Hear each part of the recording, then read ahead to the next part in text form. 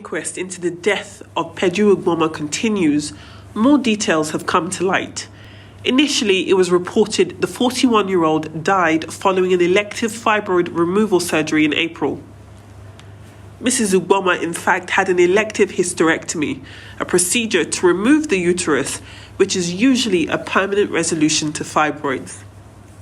For months, the coroner's inquest hearings in this matter had largely been held virtually, but this one was in person at the Lagos Magistrate Court in Ogba. The coroner did not allow us to film from within the courtroom, but I sat in while Dr. Olubenga Oyewole, the pathologist who carried out Mrs. Ugboma's first post-mortem, testified.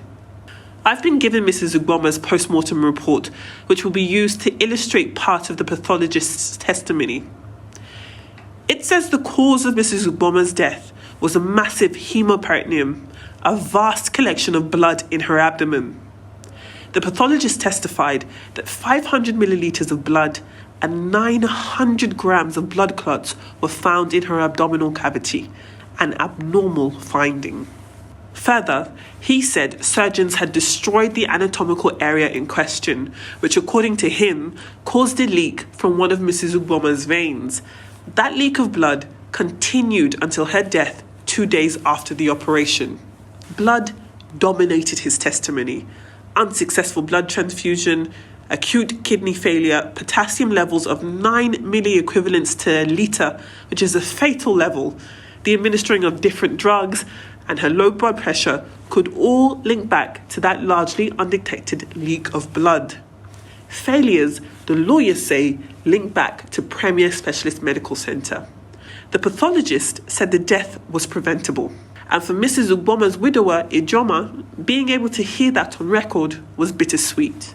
I think it just corroborates what we had always suspected, because right from the onset, we had always, we wanted confirmation of some of the things we are hearing now and some of the things which we saw in the autopsy report, which was that there was bleeding. So, I think, the process is going okay.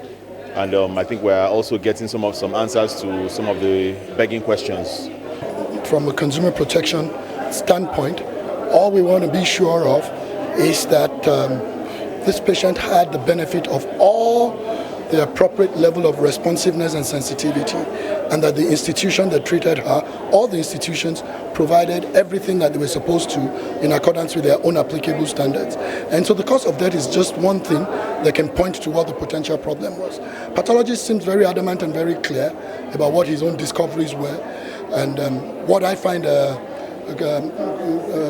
he was extremely adamant about was that to find the amount of blood he found in the abdominal and pelvic cavity was certainly inappropriate, and quite frankly even a surprise to him also.